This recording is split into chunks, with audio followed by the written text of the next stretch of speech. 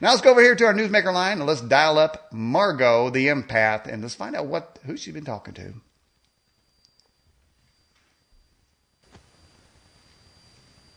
Hey, Daniel. Hey, Margo. How are you? I am blessed. How are you? I am blessed as well. I'm so happy to be here with you. Thank you for this opportunity. Oh. And I'm so happy to talk with you.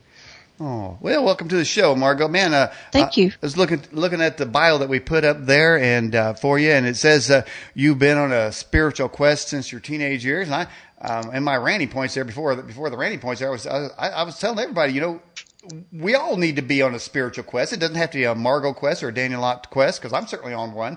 But everybody needs to be on a spiritual quest. What started you on your quest, Margo? Well, it just seems like I've felt different pretty much most of my life. I didn't know why.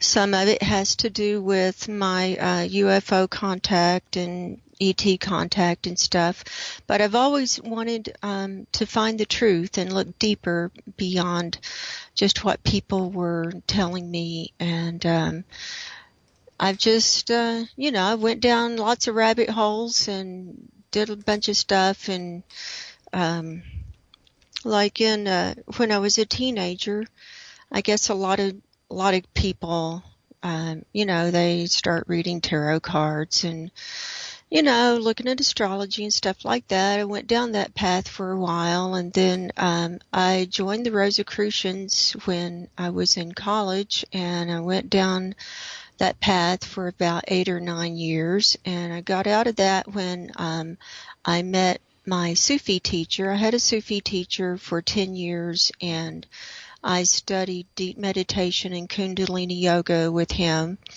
And then I left him, and then shortly after that is when I started opening up and making contact with my angels and guides, and it's just been like a science fiction novel ever since then. So, yeah. So in your search, what were you actually searching for? I wanted to know God. I wanted to know the God mind. I wanted the God consciousness, cosmic consciousness. I wanted to know why we were here, what my purpose was, what we're doing here, where we're going, things like that. Mm-hmm.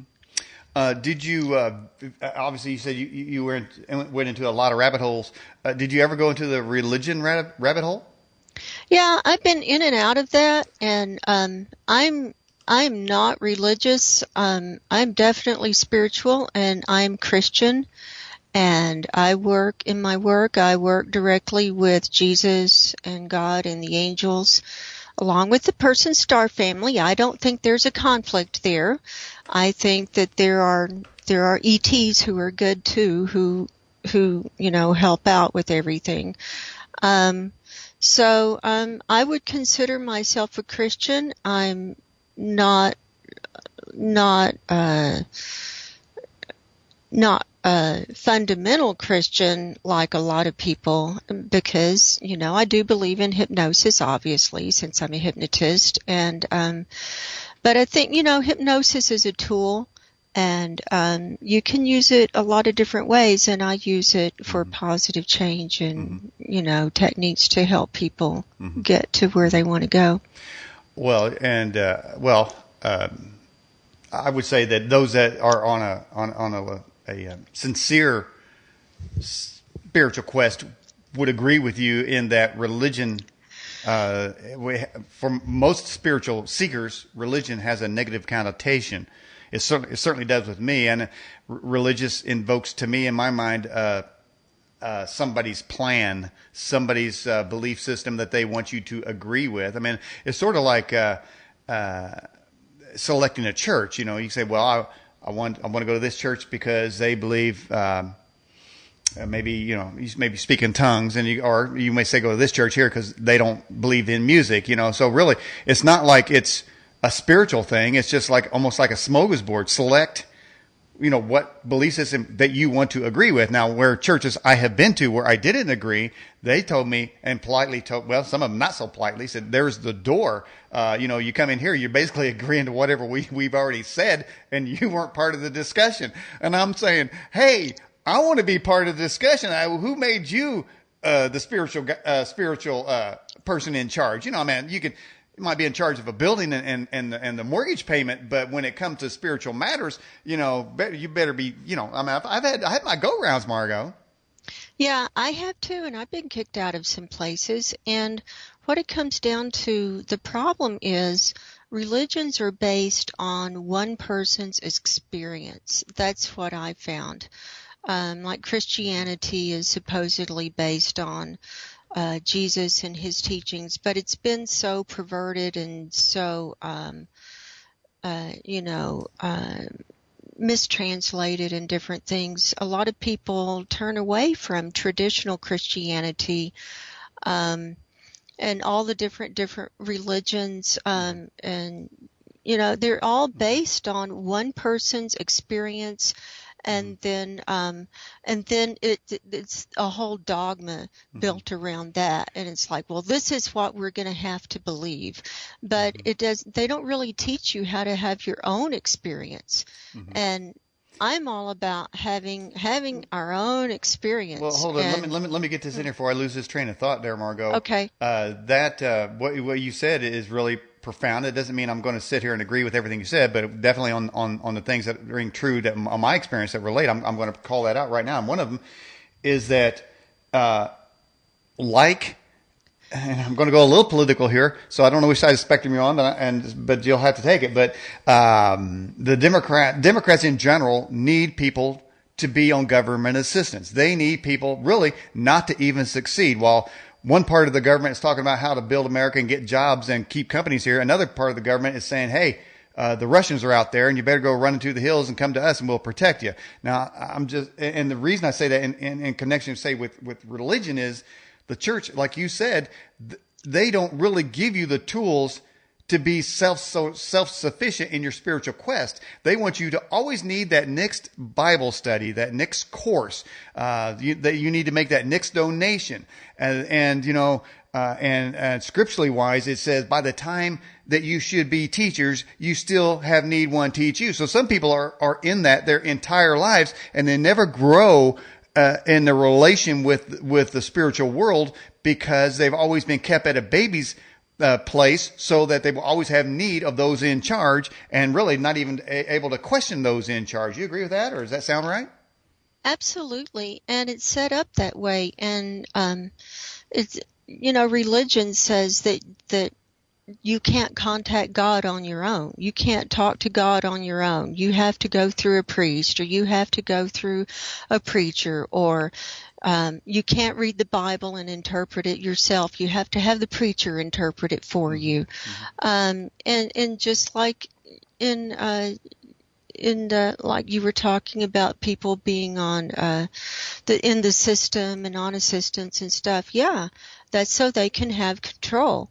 Because the more control they have over your life, the more they can tell you how to believe. And it's all about control and mind control and brainwashing, because they need numbers. They need people to feed the system. Right. Yeah. And if you don't feed into the system falls. A friend of mine who goes to a church has said that the pastor announced that they had a vision, or they had a gathering, and the leaders all of a sudden decided they're going to add a $500,000 addition to the church. Now, what that means, and isn't that great, everybody? By the way, we're going to need a little bit more donations to make our vision happen. And I notice that as you go into a church and you feed into that system, when you go away, all your money kind of stays there. It really doesn't go with you. Right. But I met Mooney. Remember the days of the Mooney? He came in, this guy, he had his thing. He was trying to sell me some rings. He opened up this thing, and it had all kinds of rings in there. I said, "What are you doing?" He said, I'm getting money to support Reverend Moon. I said, "Why are you supporting him?" And he said, "Well, because he knows the way to God, and he talks to him directly." And I said, "Well, why don't you talk to God directly?" He says, "Well, I can't. I gotta I can only hear God through river and moon. I said, I said, no, you don't. I said, forget him, man. I said, talk to God yourself, and then you wouldn't be out here trying to sell me some stupid rings. Right. That's exactly right. And spiritual teachers will try to keep control of their students, and that's what happened with my Sufi teacher that I was with for so long. And it was hard to leave him. It was hard to make that choice because I learned a lot, I grew a lot, and I wouldn't be where I'm at today without those 10 years. But I say the first 7 years were good, and the last 3 years he became very controlling, and he didn't want me to leave, and he didn't want any of his students to leave or to make decisions on their own. And the true teacher teaches the student how to function on their own and go beyond the teacher, is what I've found. Well, you obviously bucked the system. We had a pre-show little chat there, and in that I asked you if you were on chemo, and you said no. You have chosen to be shaved, and there's nothing wrong with that. That's a choice that you've made, and there are actually churches out there that say that according to their reading that women have to have hair. So I guess for some they wouldn't like that, but really you go to another church and they would say we're all about freedom, and God said let no man be judged according to that thing that they alloweth. So if you allow it, then you shouldn't be judged for that. I think there's always deeper teachings that supersede the ones that sort of leave us in condemnation. Jesus said, I don't come into the world to condemn the world, but to set the world free. But through me, they might find freedom. But man, like we've discussed, always moves us back into condemnation, and through condemnation, they move into control. That's right. And it's because of dogma and beliefs. And I try to go beyond the belief system that I've had, whatever it is, and open up to where I can, get new ideas in. And it seems like every time I find out a new truth, it's like I have to look at everything and say, well, all that stuff I believed before was wrong, so I have to reassess. And a lot of people don't want to do that. They want to stay comfortable in their belief reality, and that's where they get controlled. Let's get to one of these questions here. Now, have you ever read the Bible per se? I have. I've read most of the Bible. I got bogged down in Job, but other than Job and some of the other of the Old Testament, I've read all of the Bible. Well, that's interesting. You brought up Job because last week's guest was all about that book. But is there any verses that you recall that specifically mention ETs or refer to them, maybe in an ancient sense? Well, I don't know. I do remember they talk about the different stars. They talk about Arcturus and Pleiades and the different stars and stuff. But they didn't really talk about. They didn't say ETs, but they did talk about God sending His angels from all the ends of the heavens to come and help during the end times. That, I think, isn't that like in Revelation or somewhere, when Jesus is supposed to come and all the group is coming from all the ends of the heavens. And so if you look at it like that, it could be ETs helping too. Well, I'm open for that. Okay. All right. We have this question come in our Fast Blast. It says, do you know why the Vatican worships the Dagon god? Everybody's always talking about Dagon. I don't know if you've seen those. No, I haven't studied Catholicism that much. Okay, so you never went to a Catholic church? No, I was raised Methodist. Oh yeah, what got you out of methodology? Methodology? Methodistology. Yeah, what about that? I don't know. It just seemed lukewarm, and they weren't answering my questions, and I wanted to find out about healing, and I just wanted to know more. And so when I was in high school, I started attending different churches, and then in college I kept going to more churches, and then I finally quit going to churches because I couldn't get any answers in any of the churches. Well, So, and you know, Margo, I know you've been watching this program for a while. yeah. I'm sure you've seen the variety of guests that we've had. There have been numbers of guests that have sought spiritual answers in the church house, and really, they were so dissuaded that, well, not dissuaded, I guess, jaded, maybe a bit more word, but they never found them really, and so they went to seek truth and spiritual things in other forms and in other places. Would you say that kind of mirrors your experience? I would say so, but my experiences, like I said, I went down a lot of rabbit holes that were not Well, tell me a connected with religion. Okay, well, tell me a rabbit hole that you went down. Oh, let's see, which one? A good, yeah. Well, anyone. I'm good with any of them. I want to know. You're dabbling in witchcraft? You want to talk about that? Well, I mean, as long as you can. Well, we're not going to cast a spell on anybody, but I tell you what, though, we did have a lady that wanted to cast a spell on people a couple weeks ago. I think she wanted to cast a love and lust spell on people. But what about yourself? Well, I found out that spells worked, and I ran from it. I cast this love spell on this guy who was best friend of this guy I was dating. And I broke up with the guy I was dating. Okay. And this was when I was in college. Okay. And my freshman year in college. So I cast this love spell, just, like, okay, I'm a witch, and I'm going to cast this spell. And I didn't know if it was going to work or not. I'd never done it before. I was just on my own doing this. And I saw that. And I had to get that ready. I have two of those, one for he and one for she. But this is for she tonight. Yeah, Go ahead. I see.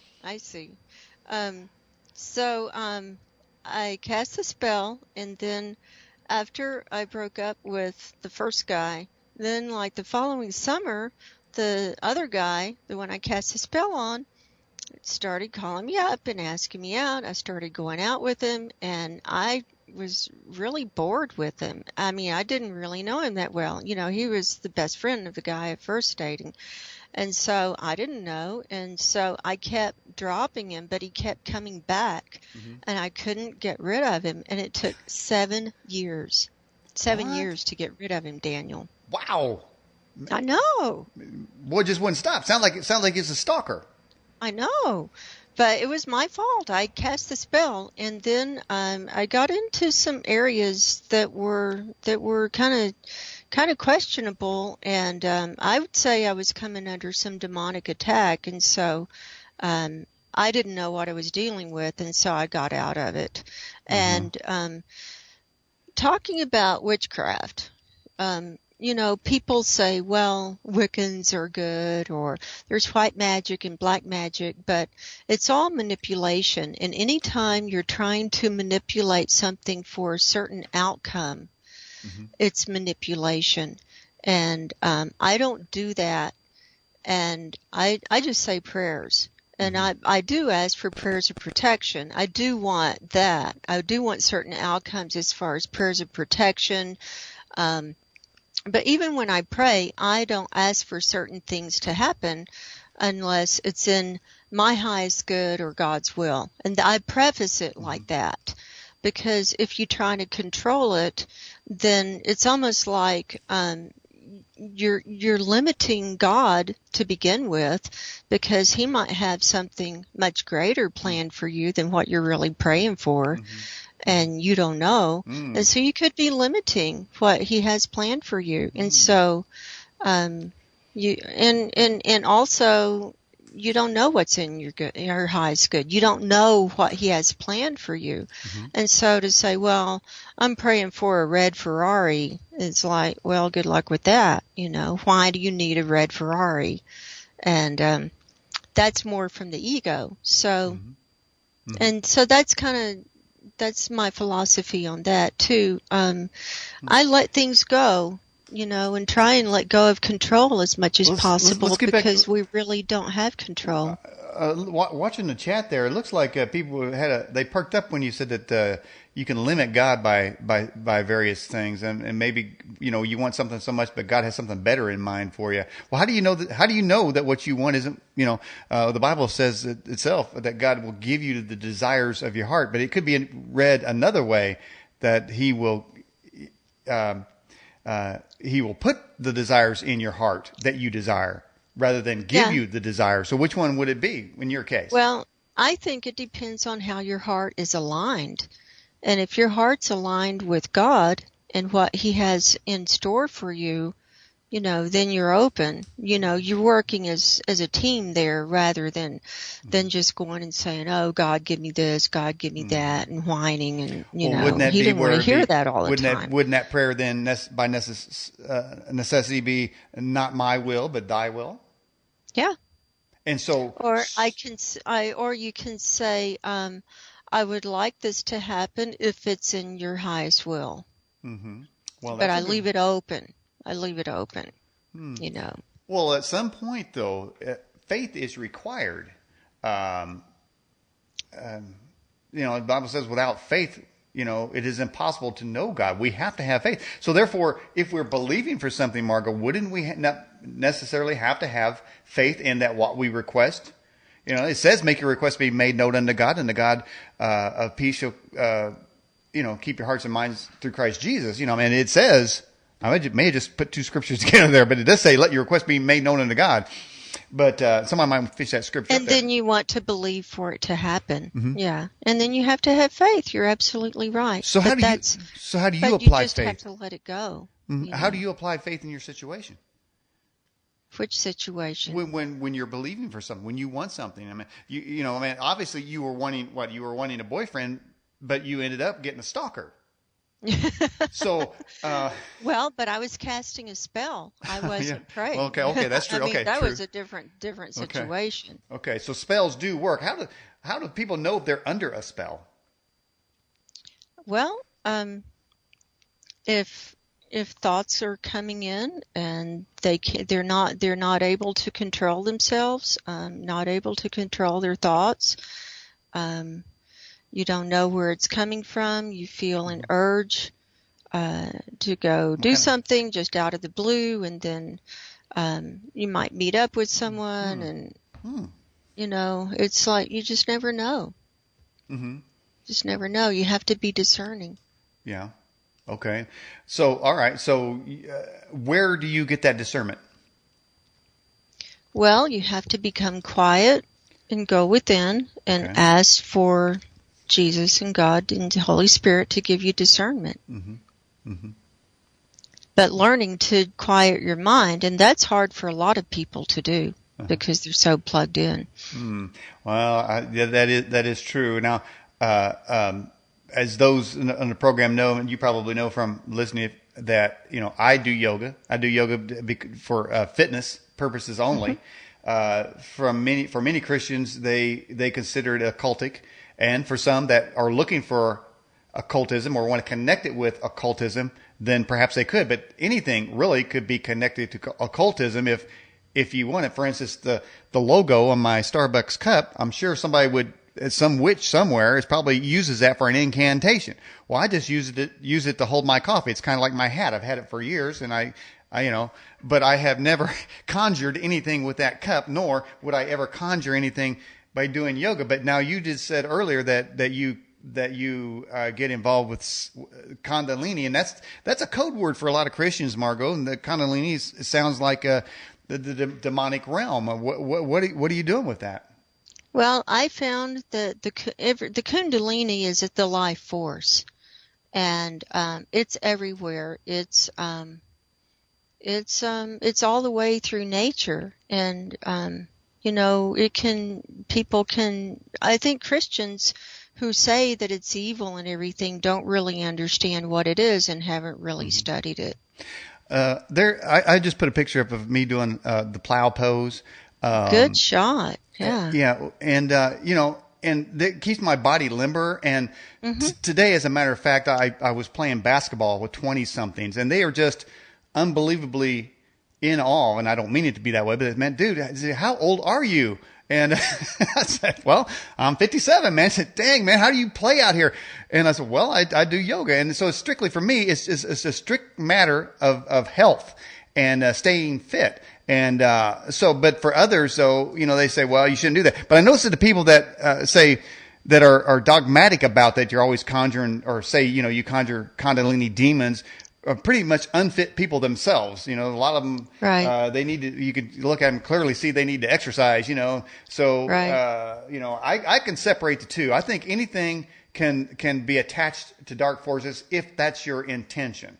Nothing's going to come upon me that isn't going to meet the powerful angels that surround me. And, believe me, I've had experiences in my life, Margo, where I know in battles, spiritual battles, that God and his angelic forces have come to my aid. Yeah. Well, they are there, and they will come to your aid if you ask for it, and if it's not your time to go. So I've had help too. Mm-hmm. Let me get over here to your bio section. It says that, and this is interesting, that you are able to remove psychic, energetic entities, and then energetic implants. You're able to remove those too. Well, how do you go about doing that?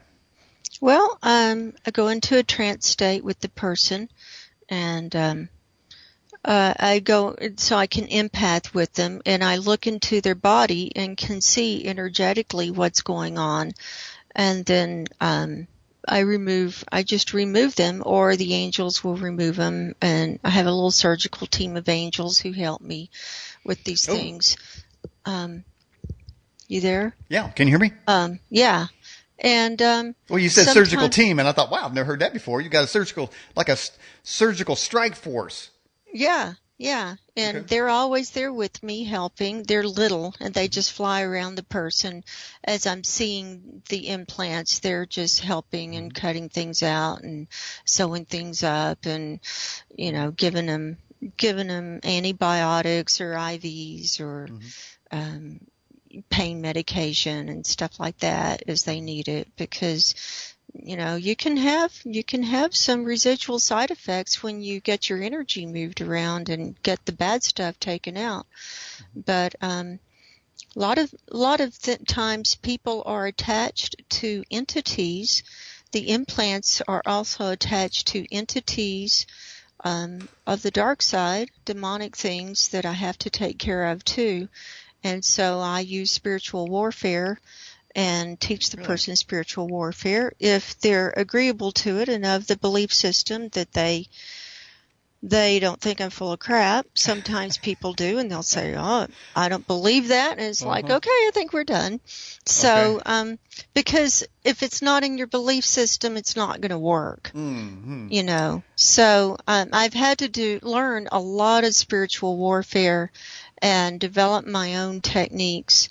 And, it's not easy work. It's not easy work because once I get rid of the demons or the implants or whatever, I mean, people have to do their homework to keep them away. And if they do old behaviors or hang around people who are demonically possessed, they're going to pick it back up. So it's kind of a lifestyle change. Okay. King's daughter out of the live chat asked this question here. It says, deliverance ministries are having many pray against spells, but God's word says nothing touches us. Are they in error with this as you come out of that? I don't know. Is that incomplete sentence there? I don't understand. I can't understand that either. That's got to be better written than that. All right. Astro Boy asked this question. What is our ultimate purpose on earth? Well, that's for everyone to figure out. I think that we're expressions of God here, and God is wanting to experience and express through us. And the clearer we can become, the more we can allow God to express through us. And as this happens, we become more in tune and more aware of the divine consciousness, the divine mind. And you know, bring the divine energy here, because right now it's pretty dark. Yeah, I would say it's dark. I Yeah. mean, really, and it really, I mean, as far as the United States goes, there is the political rivalries, the camps, just really seems to be a large source of the darkness that's in this country now. I mean, we got people getting shot every day by the dozens in Chicago. Chicago is the number one city, I think, in the world of deaths, of shooting deaths, even beyond those in the Middle East. Can you believe that? Of course, they run out of bullets, they're throwing rocks at each other over there from their caves. But, it's dark, and it just seemed like it's just locked in this anger camps. And as we spoke earlier, we talked about religious camps. Well, there's political camps. And again, that goes back to control. Which party are you? Oh, you're with this one. Well, I don't like you. I mean, there's hate. And I would say there's probably hate on both sides. But I consider myself an optimist, Margo. I don't see ahead where there's going to be a time where they get together and really, create a world full of love. Love doesn't work for them. I don't think it's possible here. I think as long as we're living here, it's a warlike planet, and we've been developed to be a warlike species because of the way we've been mind controlled and the way we've been lied to and manipulated for thousands and thousands of years. I mean, we've been lied to about our whole history. So how can, we've been killing each other from the beginning. Yep. Humans are good at that. You can't just turn right around and stop killing and learn to walk in peace. Yeah, in the Middle East, they chop you, cook you, and put you in a stew, man. All right, well, here's a question. I got that from Lord of the Rings. All right, here's the question. It says, if you speak to Jesus, can you speak to Jesus right now while you're in this interview? Well, I'll tell you, like the last 30 minutes before I came on the show, I spent it in prayer pretty much, and just asked for the highest message to come through, whether it's from Jesus or God or the angels or Arturians or, my highest guides, the angelic beings. And so I'm asking that whatever message is to come through tonight to your viewers and whoever listens to this, that it's from the highest. All right. Here's a question from Dreamwalker. It says, Margo, why do you feel that you must take care of evil entities? What drives you to get rid of these demonic? Well, I don't even know if they are demonic, whatever from your standpoint. But what drives you to get rid of them? Well, people come to me and they're under attack. They can have physical problems. They can have diseases manifest from it. They can. I come under attack. Just because you know how to deal with them doesn't mean that you're immune from attack ever. And the dark side is always upping their game. And also, we are in a spiritual battle. This is a spiritual battle that's being played out down here, and we're the players. It's like a 3D chess game, and it's a battle for the souls. And so I feel like I have to do my part to help people get as free as possible from all the demonic influences, so that they can make their choice. Who are you battling with? Well, it depends. Sometimes it's demons, sometimes it's principalities, sometimes it's directly with Satan. Wow. I never know until I get in there. I battled directly with Satan over my own health issues. So I nearly died a couple of years ago, and I got down to 77 pounds when I was going through a bunch of health stuff, and I nearly died, and that's when I was just calling out to Jesus finally, because I couldn't do it. And he came in, and that's really when I met him. And I was ready to go. I hadn't, I had my cremation done, ready to Wow. go. I had my will done. I was ready to check on out. And, I said, Jesus, if you're real and you got a job for me, God keeps telling me he's got a job for me to do. I don't know what it is. I can't do it if I'm sick. I Mm-hmm. need some help here. I need some help. It's either me or, this health problem. Mm-hmm. And so he came right in and said, I'm here. Let me take this battle from you. And I started healing. And within a couple of months, the health issue was resolved. And I was guided to certain things to do and certain herbs to take and stuff.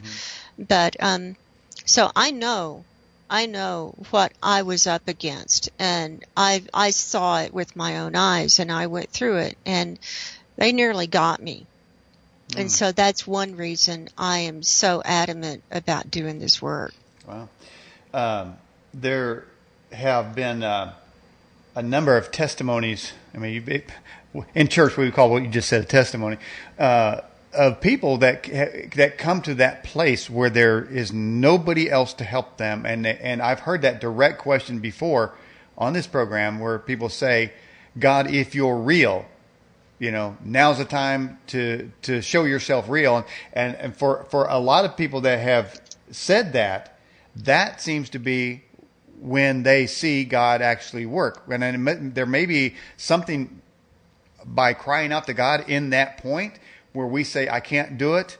I give it to you. It's been even suggested for me for issues, well, if you can't do something or get something that you want, then just, give it to God, stop trying to do it yourself. Let God handle that. And that sounds to be what you just said worked for you. So for those in the viewing audience, would you suggest that if they get to the point where they cry out to God and say, God, it has to be you, and without you, I'll be destroyed, without your intervention in this situation? Is that a recommendation that you make? I absolutely. And you also want to add that if you're helped or that you believe that, you need a sign. You need a sign. You can't do this on your own. And so if he wants you to be healed, fine, let's get the show on the road. And then, I'll do what he wants me to do. But at that point, I gave my life over and said, if you can heal me of this situation and help me get well, then I will do whatever you want me to do. Wow. I'm a warrior, and I'll be boots on the ground. And so that was about 2 or 3 years ago. Well, for Christians out there that don't believe in the Kundalini and all this other kind of stuff, it sounds like most of what you just said, they should already be doing right now. One of my favorite movies, Margo, is Signs with Mel Gibson. And in that case there, are you familiar with the movie? I don't. I think I've seen it, but I don't remember all of it. Well, basically, it begins with a farmer, and their crop circles begin to appear. Oh, right. In his corn patch. But, in the beginning, it took me, I think it was the third time I watched it, when I realized that it had nothing to do with aliens. Although there was crop circles, and although there were aliens involved, it had nothing to do with aliens or crop circles. It had to do with signs. The signs were that Mel Gibson, the character who lost his faith as a priest when his wife died, he was given signs and he didn't see them. And in the end of the movie, it's the reveal when all the signs that he had been shown come together in one place in his living room. But it didn't, that's why I really love that movie, because very, very few movies can bring you to that point to where you discover the truth and you don't see it in the first time. That is that we are given signs that God is working in our lives, but sometimes we may not see those. So how did you know that you were given a sign? Well, I got well. Okay. I got well. All right. That's good. Hey, Spot Kitty out of the live chat asked this question for you. Margo says, what do you mean by spiritual warfare? Well, spiritual warfare, binding, casting out of demons, breaking contracts, breaking spells, breaking curses, becoming disentangled from anything of a nature that's holding you back. Mm-hmm. And it's really traditional Christian spiritual warfare. Mm-hmm. Is what I use. Hmm. Well, I'll tell you what, that's interesting because in 2 weeks we're going to be doing some spiritual warfare with Sheila Zielinski, and I titled that upcoming episode "Kicking the Devil's Ass." I don't know. Can I say that? I can say that. This is internet, man. You can. But we're all adults here, come on. And that's another thing, say, well, your language has to be so and so, or you're not godly enough. Well, you know what? God's in my heart, Margo, and I am what I am. And I'm not gonna change unless he decides that he wants me to change. So here's a question for you. It says, this is from Astro Boy. He wants to know, Margo, what do you see in other dimensions? Well, it depends on where I go and who I'm talking to, what's being revealed to me. I have guides that I work with. I have angels that I work with. I work directly with the Arcturians. They're in my star family. I see them as tall beings of light. Mm-hmm. They usually appear as in threes, mm-hmm. like a group of three. Hey, let me ask you, Margo, can you see light around people? Auras? No. No? Okay. I've seen a couple of auras, but my gift is taking pictures of stuff, and I don't see anything in the picture. I mean, when I'm taking the picture, and then craft and energy and stuff shows up in the pictures when I get them developed. That's kind of my gift. Interestingly, I was going to put up on my Facebook. I never got around to it. I got it in my image folder on my Android. But there's a photograph going around, the latest internet bomb. A girl was, and I guess her brother were, I think it was in Georgia. They were let off they were going to a lake, and they took a picture, and by her brother is an image of a man that they didn't see while they were there, but it came out in the picture. Have you seen that picture yet? I have not. Mm-hmm. I have not. Oh, you gotta see it because it has a lot of credibility, because the way the image is formed of this person that appears in the image, it obviously could not be photoshopped because it was made digitally, and those have digital imprints. But it's interesting, the face of that image. It's an African American in a baseball cap smiling, and you can see him right next to her brother. But I seen a similar image to that once outside of a garage window. I was Skyping somebody, and I could see their window, and the image of a man was clear as day outside this garage window. Well, it just so happens that garage window was 15 feet in the air. So I really relate to that photograph. In fact, my understanding that there may be ghosts out there like that, or some kind of residue of somebody. But are those residues of people that manifest as a ghost, are they demons, or are they disembodied people that lost their way to going through the light?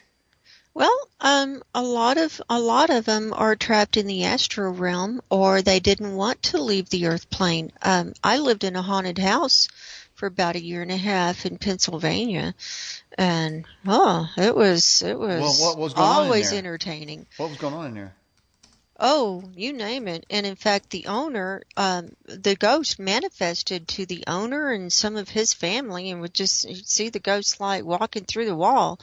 But the ghost, they called him Jacob. His name was really Alexander, but they called him Jacob. Mm-hmm. And it was an old Victorian house. It was 3 stories and then a basement. And Jacob lived up in the attic. That's where he liked to be. But sometimes he'd come down and visit. And they had divided this house up into apartments. And so there were 2 apartments on the bottom floor, 2 apartments on the second floor, and then the attic where Jacob lived. And after I moved in, sometimes I'd hear like a box knocking over in the other room. Mm-hmm. And I'd go in, and I wouldn't see anything out of order. And I have a Gauss meter, and it measures electromagnetic frequencies. And I found Jacob with my Gauss meter, and he liked to sleep on my cat. What? And And huh? He went to sleep on your cat. Yeah, he liked my cat, and so he would sleep on my cat and on the futon, and I'd walk around with the Gauss meter looking for Jacob, and I'd find him because the reading would shoot up, and I'd start talking to him, and then the reading would go down, and then as I'd walk toward him, the reading would go up, and I told him, you know, you don't have to be afraid.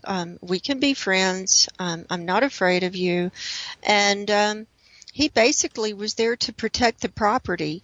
That was supposed to be his house, he thought, but he got left out of the will, and then he died in a car accident or something. And so he was staying and he was protecting the house. Wow. And if he didn't like people that were there, he would make sure they wouldn't come back. And I was doing hypnosis there, and if there were certain clients that he didn't want coming, he just made it to where they couldn't find the house. Or if he didn't like who I was dating, he'd make sure they wouldn't come back. And wow, jealous dude, it huh? was strange. He followed me to work. He'd follow me. He'd follow me all over the place. Hey, Margo, we were pals. Okay. All right, we're right at the top of the hour. We take about a 5-minute break here. Anything you'd like to say about your website or your book, you go right ahead. All righty. My website is margoshealingcorner.com, and I have a YouTube channel, Margo's Healing Corner. I've got a bunch of videos up there as well. And my book, well, I've got 3 books out, but the one we're going to be talking about is Exploration, My Experiences with UFO, ET, and Other Dimensional Contact, and with my pictures that I've taken. All right, and we do have some of those pictures, and we'll show them in the second hour. All right, Margo, just turn your volume down if you can over there, because I've got to play a volume on your channel on our halftime, okay? Okay, you bet. All right, everybody, you're watching and or listening to the Edge Television broadcast. We're going to go to our break right now. It's going to last about 5 minutes, and I got a couple of videos that I'm going to play for my good friend Bear, so stay tuned for that. We'll be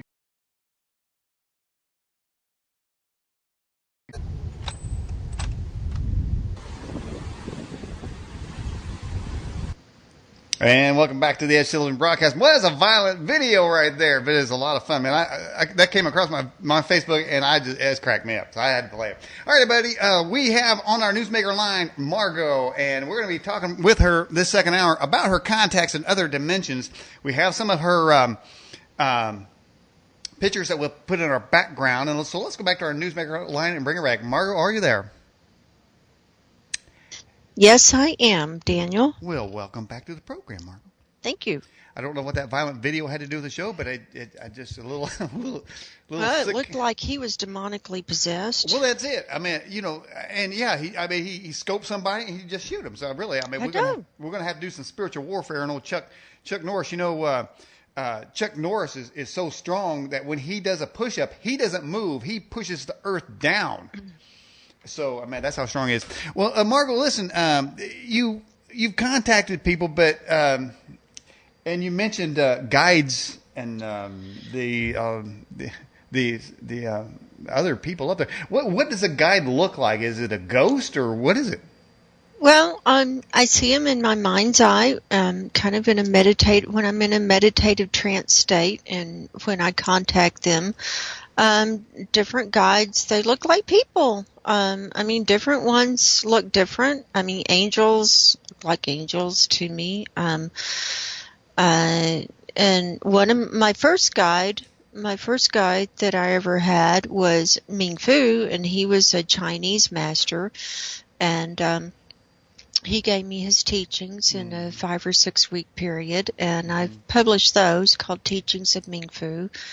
And then another guide I had for many years was Brother Juan, and he's like a monk, lives in the side of a cave in my mind, and you go through a wooden door, and there are tables, and it's everything is like rock on the walls, and he comes from around the corner, and he wears a brown monk's robe, and he's bald, and he gives his teachings. And different guides, you know, do different things. I've also communicated with the soul of the earth.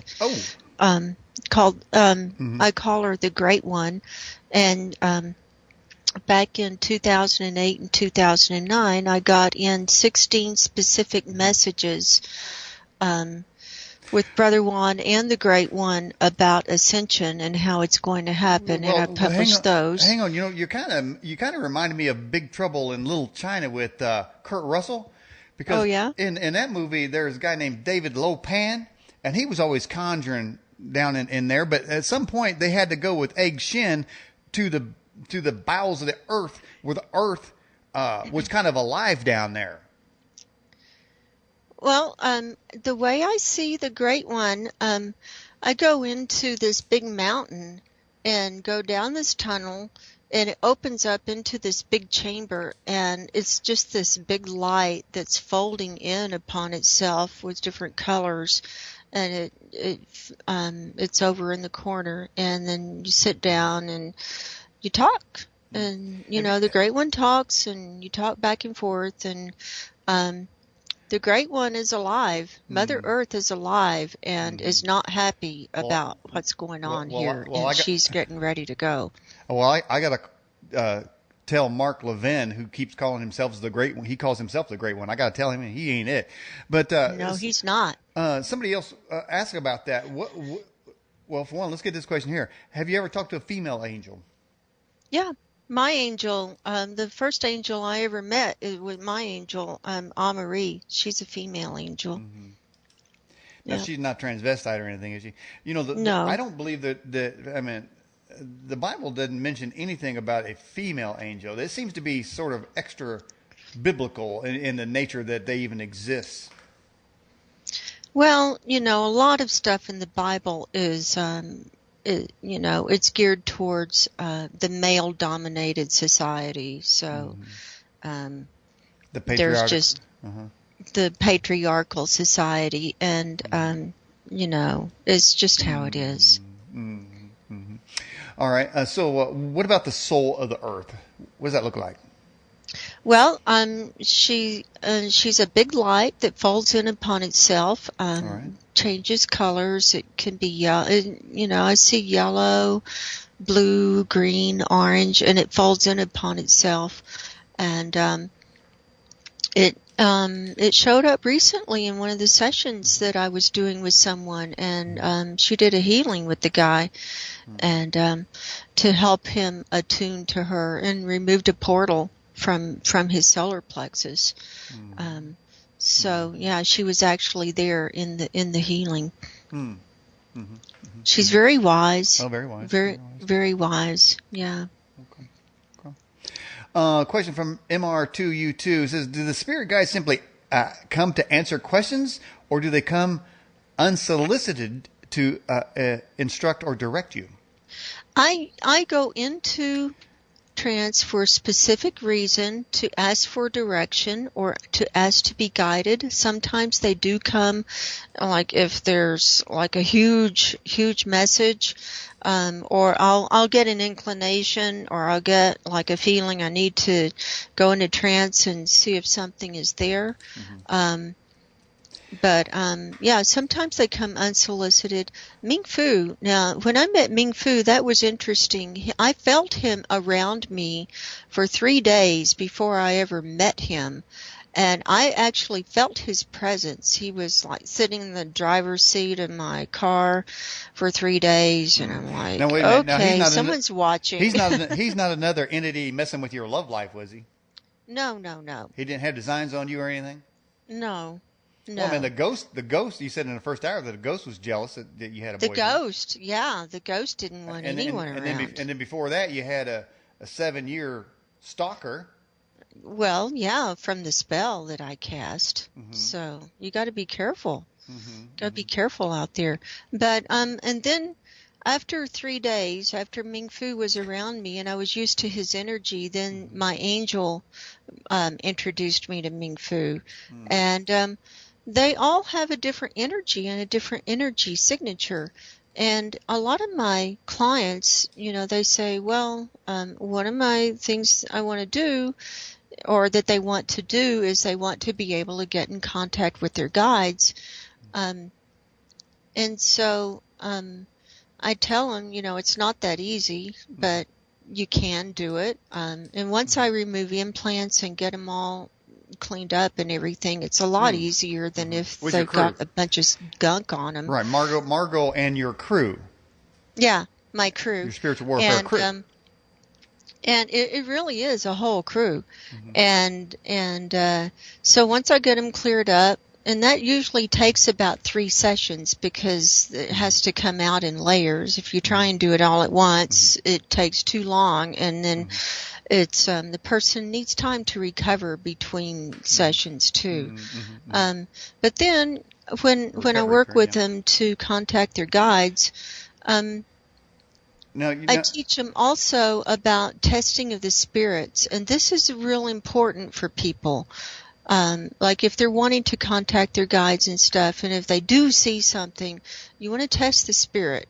And the Bible talks about this so that you're not deceived, because I have been deceived. And when I first started contacting angels and stuff, there was a being that came in and mimicked my angel, and it looked like Amarie. This was after several months after I'd been talking to her, and then I'd go into trance, and the being would come, and but she was telling me things that were incongruent with her nature, that just didn't seem right. This didn't feel right. incongruency, is that how you test? Well, the way you do it is when they show up, you say, "If you are of the light of God, show me your light." And, by this point, you should be able to get some inner vision and see the being, get some kind of light or some kind of image or something. And so if they're of the light of God, they have to show you their light. And they're happy to do that. They're happy to do that. And so if they're of the light of God, the light will just shoot up and fill up my vision. And it's just, some of them are white, some are gold, some are blue. It just depends on the entity. And if they're not of the light of God, they don't have light. Sometimes they might have a little glow, but it's not the light of God. And so I say, you're not of the light of God, so leave. Can the devil come to so can the devil manifest as an angel of light? Oh, I've channeled Lucifer. I did. Years ago, when I first started talking to the angels, he came to me and wanted to be my friend. And wow. I said, I don't think so. I hope not, man. I'd delete this show right now. No, he was beautiful, but this is how people can be deceived. And he said, I'm not such a bad guy, and I'm just doing my job. And, people have to be tempted and all this stuff. But this is how a lot of the New Agers are deceived. And it's, well, I had a guest on the show. I didn't go along with it. I had a guest on the show that said that the devil came to him and offered him a job. So, man, he's out there doing all kinds of creepy stuff. Hey, and people do make deals. They do make deals, and they sell out, and it's hard to get out of it once you do that. You mean like say actors and not just actors, but other people too. Politicians. Yeah, yeah. How about the Pope? He's probably in the music industry, probably. Anyone who's in a big position of power. They probably had to sell out to some degree. So when you were a witch, or you dabbled in that, is that where you practiced Wicca? I don't think it was really Wicca, and I never belonged to a group or anything. I just did it on my own. Okay. All right. Did you ever see any spirit that claimed to be Jesus that wasn't? Hard to say. Not recently, that's for sure. That's for sure. No, I don't remember. That happening. Have you ever tested one of the spirits and asked them if they believe Jesus Christ is the Son of God? No, I never asked him that. All right. This question came in. It says, do you know if heaven is a place, and if so, where is it? Well, I believe it is a realm, and it's in a different dimension, and it's probably somewhere around fifth dimension. And I believe, because I saw this in one of the sessions I was doing with someone, I do interdimensional healing too. After I remove the implants, I'm coming down through the dimensions and looking to see if the person's under attack and healing them up in a certain dimension and coming down through. And I see 5D is a heaven-like realm. And I've also seen that we're ascending, like the earth is ascending, and we're going up to the heaven-like realm. Okay. But we got to go through 4D, which is a hell-type realm. This is where the astral realm is. That's where a lot of disembodied. I think there's actually a scripture that says, "I saw angels ascending and descending from heaven." So I'm not exactly sure where that is, but it seems like it's pretty close. Yeah, I don't think it's that far away. And I think it's around 5D. 4D is no good. 4D's no good. But we've got to go through 4D to get to 5D. And in doing that, the darkness is manifesting here. And I think that's why it's getting darker. And the veils are very thin. It's manifesting as we're going through it. Yeah, it's pretty dark around Obama's residence in D.C. Hey, here's a question for you. It says, do you trance pray? Get in a trance and pray?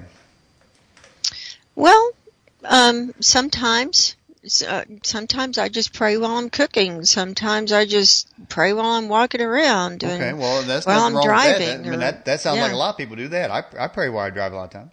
Yeah. I usually give God a list. I don't know how many things He's going to give me on that list, but. Well, and you definitely. I got to stop it with a list, man. But I do. I always start out with what I'm thankful. And just today I was driving down the road and I was just telling God how thankful I am to be alive. I don't want to be older, and I was considering that. Eventually we're going to get older, and how old will we get, and what about the lives that we live? And I want to have this testimony when I get really, really old, and that is that I was thankful for the life that I had. I have troubles and trials and tribulations.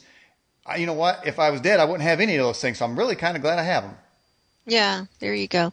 And one thing, if people are going to they want to work in these realms, they want to ask for protection before they go, and ask for contact. And when I work with people, I always say a prayer, at the beginning of the session before we do anything. And you want to ask for the holy warrior angels to come and be around you and protect you as well.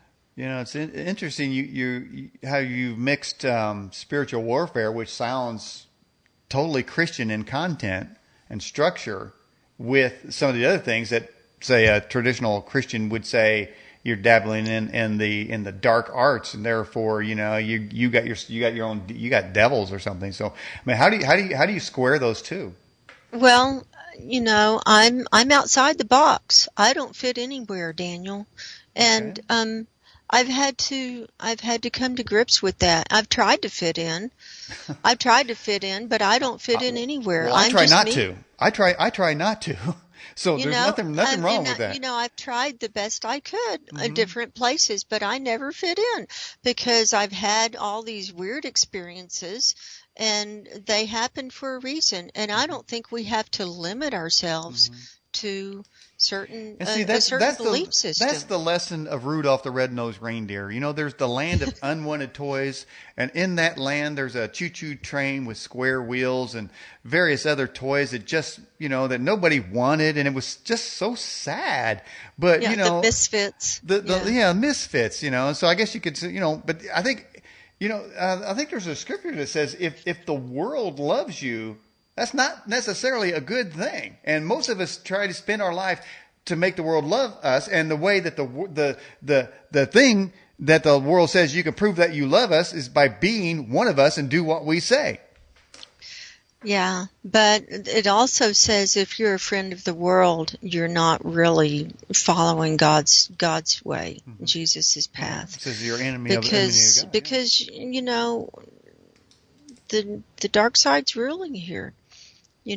And they have a whole different whole different system of what they consider success. Success is money and power and material possessions and how many people you stomp on as you climb the corporate ladder. And it's not about love and caring and helping other people and helping the animals and, living a gentle, non-threatening life. Well, there's a scripture right there somebody put up in the live chat. It says, if the world hate you, know that the world hated me before it hated you. I think it's referencing Jesus right there. Right. The world did hate Jesus, so much so that, he brought a message of love. But I think what it was, so also, he brought a message of freedom. It said, whom the Son has set free is free indeed. The world does not want us to be free. That goes back to our conversation directly in the first hour, Margo. They want us to be underneath their control, and they don't like freedom. Freedom is an anathema to them, and so really, I don't mind making them mad because I'm not going to be in their bubble, and I'm not going to do what they tell me to do. All right, here's another question. It says, you speak to many entities, but do you ever pray to Jesus Christ Himself? I do. Yes, I do. Okay. All right. But let me just clarify something. I don't call in people who have been deceased. I don't call in Nostradamus or somebody's great aunt or uncle. And like when I was communicating with the ghost, it was only because he was there. And, I wanted to understand him, and I wanted to understand what he was doing there. And I mean, that was a long time ago. And I might deal with the ghost differently now. A lot of water's passed under the bridge since then, but, the beings I deal with are the highest guides, angelic beings a lot of God and Jesus and the Great One, and the ones who are part of the positive team. And I don't channel for people. I don't do readings for people. I don't want to call up anyone who's died and have them communicate with them. I don't call up dead pets. I don't do that because I think that's opening yourself up into realms that you don't know what you're really dealing with and who you're really talking to there. Well, I can say, as you know, I've been doing this show since 2004 and hundreds of interviews. You are an original in what you're saying based on your spiritual warfare efforts and your history and various things. So yeah, you definitely don't fit in any box that I've ever seen. Well, thank you. I know that I don't fit in anywhere, and I am original, and I turn a lot of people off. Because, the New Agers will think, oh, well, she removes implants, but then I talk Jesus and they get turned off. And then the Jesus people say, well, okay, so she's Christian, but then I talk hypnosis and aliens and then they run, or Kundalini. But one thing I was thinking about during the break, I've had a lot of Kundalini experiences, and I don't think they're very different than some of the experiences people have when they say, I've been filled with the Holy Spirit. Well, I'll tell you what, you must who's to say that that's not the same energy? It's hard to believe you could be thinking at all with that halftime video. Imagine. I know. I mean, look. I went and did some things. I was thinking when I wasn't watching your shooter's video. I mean, I'm out of the box too. Okay, there's no other program that does what I do. And so that's just the way it is. Here's a question for you now. It says, have you ever had an experience with spirits that frightened you? Not in the last couple of years. Not since I've gotten strong in my walk. I'd say, yeah, I've been scared before. I've been scared. I mean, I've been in situations where I was scared shitless, I mean, really, and I didn't know what to do. I'll tell you, the last guy I was married to, he was perfectly demonically possessed, and he scared the crap out of me. And Man, It was awful. I was more scared of him than anyone I've ever met. And did you say you were scared and shitless? I was fooled. Here's another way. Here's another way you can be fooled by the dark side. Okay. I was given a dream a couple of years before I met him. I was living in Pennsylvania when I had this dream. Okay. And I woke up in the dream. I'm asleep. I woke up. I'm in this bed with this guy. And I wake up and I look at him and I said, "Who are you?" And he said, "I'm your husband." And I said, "Well, I don't remember you. And when did we get married?" And he said, "Well, we got married last night." And I said, "Well, I don't remember any of that." He said, "That's okay. I'm patient." So I journaled that dream. I put it away. 2 years later, I moved to Arizona. And within about 3 months, I met him. I met the guy that was in the dream, and he came after me and said, "You're the woman that God sent me to be my wife." And I'm like, "Oh man, this is really creepy." And I was kind of running from him. And then, you know, he just kind of wore me down, and he was really different. And we were into a lot of the same stuff. So I thought, okay, I'll be his friend. And so something triggered me to remember that dream, and I found it, and it was him in the dream.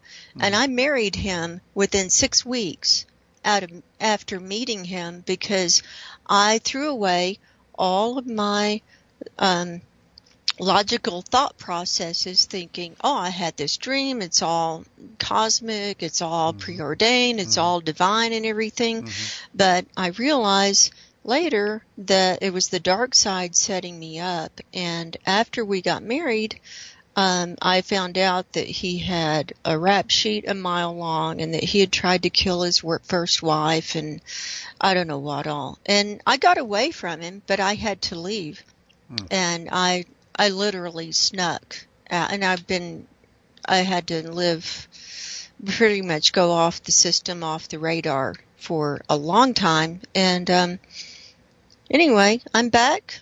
He died. Wow. And I'm not afraid, but he was definitely demonically possessed. And I feel like the dark side sent me that dream to make me take my guard down. Because normally I wouldn't just marry someone 6 weeks after meeting him. That's creepy. You know, that's just creepy. But you thought you had a sign. But you thought the sign was your dream. The sign that he's the one was your dream. And I was very much more New Age then, you know, and I wasn't praying and everything like I do now. So I had implants, you know. So what can I say? But that's just one way that you can be manipulated. When you had that original dream, you woke up. Were you in bed with him? Were you both naked? Yes, sirree. Wow. You know, that reminds me. Wasn't there I think it was Nicole Kidman. There was a movie where a guy. I don't know how it went, but I think the woman never was his wife, but she woke up and she was in bed or in the house with him, and he was saying, "You're my wife," and the whole thing was, I think, was to drive her crazy. Does anybody in the live chat know what movie I'm talking about? There was somebody who really wasn't his wife. I think it was Nicole Kidman, but it was sort of like that, you know, that they said, "You're crazy. You got psychological problems, therefore you don't remember whenever you got married," you know. So anyway, that sounds like, Margo, sounds like you've had some rough relationships there, man. I tell you, I just gave up after a while. It was just too much. Well, what about all the spirit guides and everybody? They're not helping you get the right mate, or what's going on there? Well, I was led down the dark path, you know, led down the wrong path. I mean, you know, what can I say? Maybe, well, who hasn't been? or maybe I was supposed to meet him and marry him and have that experience, because I wouldn't be here right now if I hadn't had that experience. I mean, who's to say that whatever you do is a mistake? Well, that's the thing. Who comes in? At least I've had that experience, and I can recognize it. I know how to get out of situations. I'm the greatest leaver in the world. So, and I know, it's like the Kenny Rogers song, The Gambler. I know when to hold 'em and when to fold 'em, and when to walk away and when to run. So I don't hang on if I don't have to. Mm-hmm. Here's a question: have you ever had an alien implant? I've had alien implants. I don't know if I have any physical ones. I probably do. But I know, that book, my book you're showing there, that picture on the front, I took that picture when I was, my first trip to Colorado, and that's, I didn't see that craft when I took the picture. It showed up well, let's anyway, I got a bigger, you sent me a bigger picture of that. What photograph is that? Is it 10, 12? That's Durango. Let me see which one that is. Okay, I got it. I get out the picture here. It's Durango. What is this? Well, okay. I was in the Rocky Mountains. I was about 20 miles north of Durango, and I was just out taking pictures of the mountains, and that thing showed up. I didn't see it with my eyes, and that's my most amazing one. That's my most weird, amazing picture, and you can see the trees shimmering through it. It looks like a craft or something entering the top, and you see the window there with the light in there, and if you blow it up even more, there's a little blue ray of light at the bottom of that window, and over on the top on the right, it almost looks like a hatch opening up.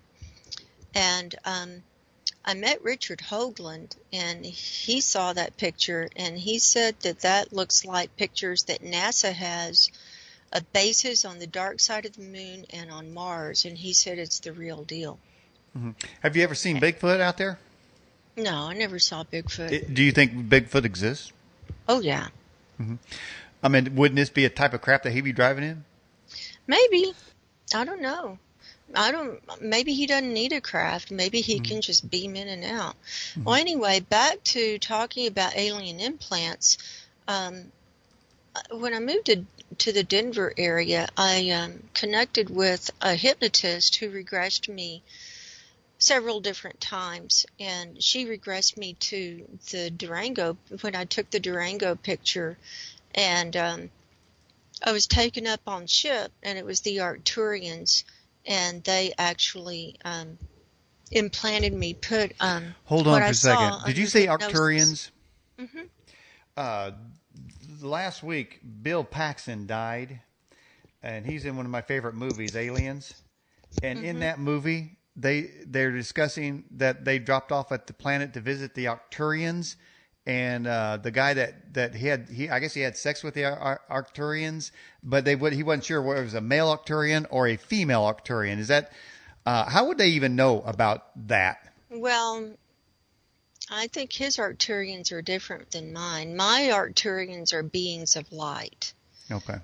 And anyway, they put an implant up my right nostril and said that they were giving me my mission, and this was back in 85, that they were giving me my mission and that I would be activated towards the end times to be leading people to safe places. Do you want to talk about these? Yeah, go ahead. These pictures you're showing. Oh, yeah. I'm just flipping them through. I'm flipping through. I'll go to number 2 here.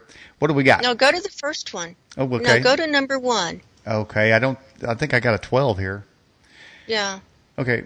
I seem to not have number 1. Well, okay, go to 2. Okay, let's go to 2. I was looking for number 1 too. I was thinking, wasn't that in the zip file? And I couldn't find it. But go ahead. All right. That's taken outside of Roswell. My first husband was from Roswell. I grew up in Lubbock, Texas, and Roswell's about 4 hours away. And my first husband was from Roswell, and in fact, I Wait a lived minute, in is this Roswell another for a husband? while. Yeah, that was the first one. I've been married 3 times. Oh, okay. And Sorry. anyway, this was after the divorce and everything, and I'm just out on a road trip. This is 1985. Okay. Was on a road trip, and I'd been to Roswell, and this is about 30 miles west of Roswell. The mountains in the background, that's El Capitan, the Carrizozo Mountains, and El Capitan, and that's the home of Smokey the Bear. And so I was just taking pictures of the mountains and the clouds, and I didn't see that object. It showed up. I took 2 pictures there. And in the first one, the object didn't show up. And in the second one, the object did show up. That was the first one. Okay, so this is the image of the UFO is on the kind of the right midway up. Mm-hmm. Yeah, a little bit up, above the. Yeah, and right so here? What you're looking at, that's it. Okay. That's it. And so where you're looking in the direction of where the 1947 crash happened. Because I'm west of Roswell about 30 miles looking north. Mm-hmm. And so that was the first one. Go on to the next picture. All righty. Let me get over here. Ruidoso. And this was the same day. Okay. I drove on up to Ruidoso and was guided to go up to the top of this mountain, and I'm looking at Sierra Blanca Ski Resort, and I'm looking west. Nothing in this picture. Okay, go to the next one. All right, number 4 coming up. Here we go. Yep. All right. Okay, you see the oval thing up in the left-hand corner? Yes. That's it, and that's not my finger. I've taken pictures of my finger, and it doesn't look like that. And you can see almost like an energy coming off of it. Mm-hmm. And I didn't see that. Mm-hmm. And go to the next one. And so I turned left. I'm still in Ruidoso. Get off this. Okay, go ahead. And so I see the mountain is over more on the right. It turned more to the left, and so I got more of that object, whatever it was. Mm-hmm. So those were my first UFO pictures. Those were taken in May of 1985, all on the same day. And when I got those developed, I was working I was working as a secretary for the atmospheric science department at Texas Tech. Mm-hmm. And so, of course, they're into clouds and all this stuff. So I showed my pictures, and the professors made fun of me, and so they're like, did you hear a voice from above? Did you hear a voice from God? And one of them said on the first one from Roswell, that's a bush, or that's a bird. And it's like, no, it's not. And so I didn't show any pictures to anybody for a long time after that. And then the next picture is the Durango picture. I took that one. That's my most amazing one. I took that one in August of '85. But you didn't actually see this. Okay, no, I never see these. Mm-hmm. But I've had sightings. Mm-hmm. And when I'm trying to take pictures of something that I see, they don't show up. But when I don't see something, but I'm just guided to take a picture, a lot of times they show up. Mm-hmm. Mm-hmm. And so the Arcturians told me that this picture was their gift to me and to get me started on my journey back to them. Are the Arcturians friends with the Palladians?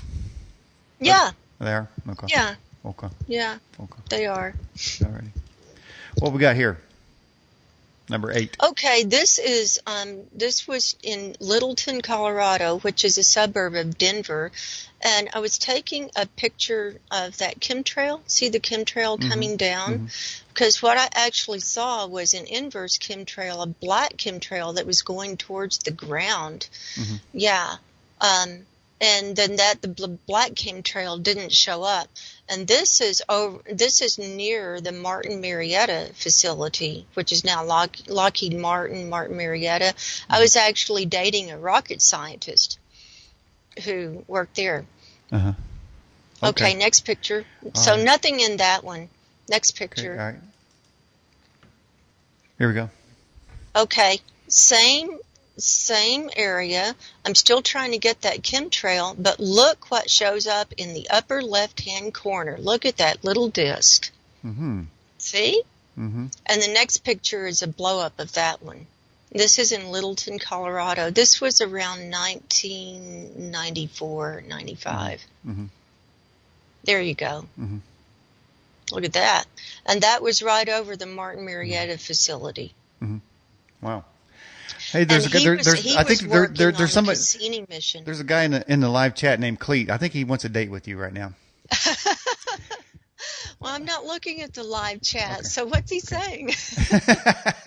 Well, can't tell you. Well, I thought I was going to have a date with you. Oh, okay. Well, I'm not taking. So, all right, here we go. That was number. What was that? Number 10. Yeah, that was 10. Okay, let's go to the next one. I don't think I have 11. All I got is 12. Okay, well that's the blow up of what this was Denver. I didn't see that. I was taking a picture of a big hole digger that was like on this big truck on the freeway, and I was pulled over to the side of the road. Sorry about the eyes there. Yeah. And anyway, that light shows up when I got the picture developed, and it almost looks like what you see plasma ships, Mm-hmm. and you can see the shimmer up Mm-hmm. and around it. Isn't that wild? Mm. And those are all the pictures in my UFO book. And in the book, I go into explanation about all my contact experiences, anomalous events, how to know if you've had contact, because you might have had contact but you not know it. I have six hypnosis sessions. Mm-hmm. By the way, Dreamwalker out of the live chat says great pictures. Oh, thank you. Mm-hmm. And those were all taken with a little Kodak 110 Instamatic, Mm-hmm. believe it or not. So yeah, I mean they're a little grainy, but that's all right. So, but Yeah. when you're there and you see these, is it just confirming in your mind that UFOs do in fact exist, and that the people that you're talking to are probably on those UFOs? Well, this all made me open to all of these other realms and everything. If I had not had these experiences and my sightings and stuff, Mm-hmm. I wouldn't be able to just open up and say, okay, Arcturians, so what you got tonight? Or what you got tonight, Great One? Well, wait a minute now. Have you thought about maybe getting a date with the Arcturians? Well, I wrote a song. I never really published it. It's called Once You've Had a Spaceman, You Never Want an Earthman. Wow. They go all night, I bet. Oh, so well, let's hear it. I don't remember having sex with an alien or anything like that. Okay. Well, you probably never asked him. DC Doug says sing it. So let's hear the song, Margo. I'll sing with you. Let's go. Maybe next time. I'm not practiced up. Oh, okay. All right. I put you on the spot there. Why not? Yeah. Okay. So, where are we at? Where we at? Where are we at? We got 12 minutes left. What do you want to talk about? Pick it up from there, Margo. Well, I mean, it's hard to follow up sex with a spaceman. I mean, come on. I mean, Well, back to the book. The book okay. is really interesting because I have actual transcripts of sessions from when I was hypnotized and what I saw under hypnosis and different stuff. And I've met a lot of people, pretty well-known people in the UFO world. I met Whitley Strieber. When I showed him this picture, he said, "Oh, how nice to have confirmation of contact." Mm-hmm. And is he still on coast? Is he still go on coast? I don't know. Okay. I don't know. Doesn't he have his own Dreamland show or Probably. something like that? Probably. Dreamland. Probably. But anyway, so he's happy for you. Yeah. So did any of these these people that you're in contact with tell you if they're ever going to have a disclosure down here? They're going to just land on the White House lawn and ask to speak to President Trump? I'll tell you. I think disclosure is happening individually with people that are having their own contact experiences. And if the government discloses anything, it's going to be what they want to disclose, and it's going to be part of their dark agenda, because there are factions. There are dark factions and there are light factions. And I think that the government is primarily involved with the dark factions, and they keep saying, oh, disclosure, and I really don't think it's going to happen. I don't. And they say, well, they've got all this technology to heal people and to do free energy and this and that, and you can take a pill and you won't ever grow old and you won't ever die and everything. And it's like, we are not going to get that technology. That's going to be reserved for the elite and for their group. You can bet that it's all going to be orchestrated like that, and we're going to be left high and dry, just like everything else. Well, see, that's just it, man.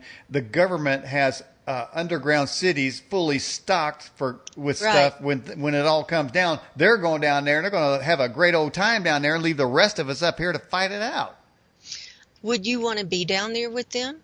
Well, I'll tell you what. I mean, frankly, would you? I wouldn't. Well, a bunch of pedophiles, what they'd be. But, eventually they're going to have to come out of the hole, and us cowboys are going to be waiting for them. Well, if anyone's still alive when they come out of the hole, and what about all the nuclear reactors that are going to go off? We've got 465 nuclear reactors all around the earth, and if those go off grid and offline, those are going to blow up because they need electricity and water to keep them cooled. And those are going to go. Right. We're toast. Just like the reactor in Aliens, man, it got damaged and they knew it was going to have a blast radius of 40 miles. And a lot of people don't want to hear this message, but I've been thinking about this a lot, and there are a lot of things that are really coming down that don't look good for the human race and the rest of the species on the planet. And they're dying, and we got Fukushima and everything, and we're done. Okay, well, how come the Arcturians aren't helping us out here? They're going to just watch us blow each other up? Well, no. I don't think it's their job to come and fix our problems. Okay? And I've been told that at the correct time, if you're of the right frequency and of the right heart and of the right mindset, we'll get out. But, I don't know if we have to physically die or if we're going to be taken. But I'm telling everybody, you better get right with Jesus. You better get right spiritually, and that's the best way to prepare. I mean, you can get food and water and everything, but that's only going to last so long. And if all the water's radiated, you're going to die from that. So, I mean, no one guaranteed us that we were going to be here forever.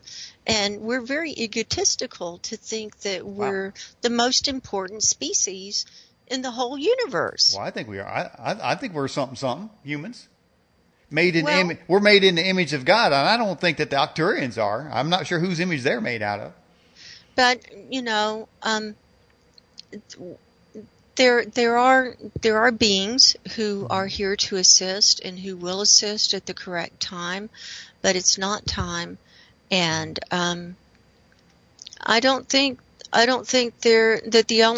the only way out is in. I really do. And I do think we are important, but most people don't realize that, and they've sold out to the dark side.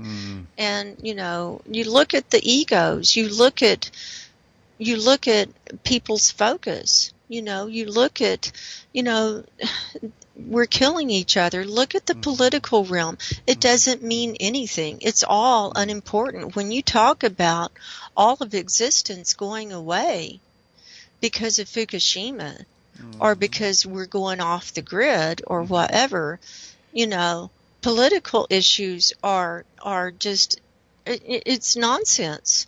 Political issues, people fighting, the Muslims killing the Christians. I mean, all that, it's all Mm-hmm. distraction. All of it is Mm-hmm. a distraction so that we cannot get quiet and go within and get right with Jesus, and whatever's going to happen is going to happen, and we don't have any control over it anyway. Right, and I know one of the dark things that happened to me recently was Penn Station put too much salt on my and on my sub sandwich, man. My Philly steak sandwich, it was too salty. So I mean that right there shows you a breakdown of things coming. Well, Margo, Yeah. you're not painting a very good, very happy picture for the future. So what gives you hope? What gives me hope is that that I've done my part, that I've done what God wants me to do and Jesus wants me to do. I've helped the people that I can help, and I will continue to help people that I can help with my empathic gifts and help get them free from the mind control and the matrix, to help them make informed decisions and get their divine connection going. And that's my mission. And Now you don't consider yourself New Age? no, Obviously, I would say you don't really have a genre. You don't have a view that can be pigeonholed or stereotyped, right? right.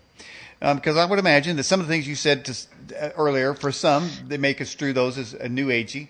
But if in fact you will be the very first New Agey person I've ever had on a show that said, "Get right with Jesus." Well, I do believe That's a that. groundbreaker And- right there, Margo. You broke but some new ground here. Well, thank you. And the reason I say that is because in my sessions when I work with people, Jesus is there, and Jesus is the connector. He is the being who connects us here and connects humans, and he came for all of us, not for just a few. And he came to teach us how to live and teach us how to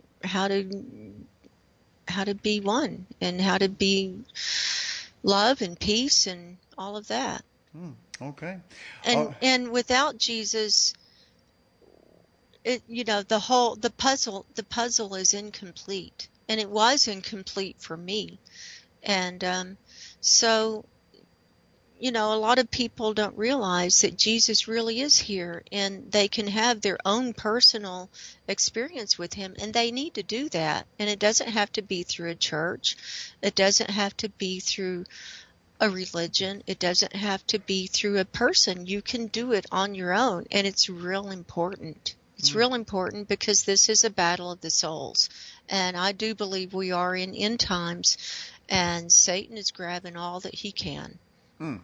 Wow, that's a good place to end right there. Well said there, Margo. Of course, you see I got your book in the background there. How can people get the book, and how can they get in contact with you? Well, the book is an ebook on Amazon. You can just type in Margo and UFO and it'll come up, or you can go to my homepage on my website, margoshealingcorner.com, and I have a link there to the books over on the right-hand side.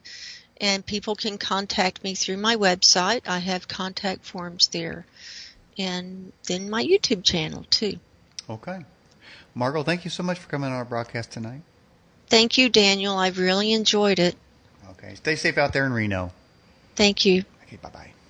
Bye. All right, everybody, that was Margo talking about the contactee. Well, like she said, I think it's good advice there is get right with Jesus. And if you were right once, you need maybe get right again. Next week, we're going to have David Oates with us talking about reverse speech. And he promises to have some speech from our previous interview with him. He's going to bring some new material as well. March 18th, Sheila Zielinski will be with us, and we're going to do some spiritual cleansing there and kick the devil's ass. Now, this is kind of a request. On the 25th, we're going to have David Hodges back on the program, one of our favorite guests here at The Edge. And we're going to be talking about Pizzagate. And it's not going to be pretty. And, of course, Pizzagate, he says, connects to the deep state. The deep state is the real government that's been running our government, telling everybody what to do, controlling everybody, like that Lindsey Graham and John McCain and all these freaks over there and Pelosi and all of them. I have no use for any of them. And they're all members of that deep, they're being controlled by the deep state. That's the bureaucrats that have been embedded in our government. And many of them do not have, probably most do not have our best interest in mind. Well, that's the show for tonight. Thank you everyone for your great questions. Daniel out for The Edge.